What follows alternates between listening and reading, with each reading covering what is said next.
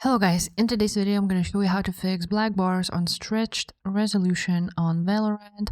The tutorial will be quick and simple. Just make sure to subscribe to this channel and leave a like on this video if you will find this guide useful. So first of all, you need to open up your NVIDIA control panel, just like so.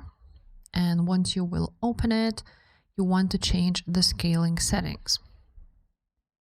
So here you want to click Manage 3D Settings and find image scaling right there. And what you want to do is go ahead and turn it off. So make sure it is off and then click apply and OK. It's already off for me. So after that, you want to adjust your desktop size and position. So click on this one in the display option.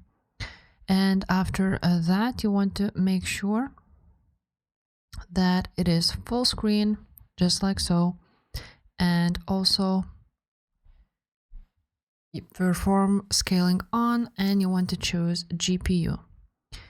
After you have done that, you want to check override the scaling mode set by games and programs. So let's go ahead and check that. Go ahead and mark this right there and click apply.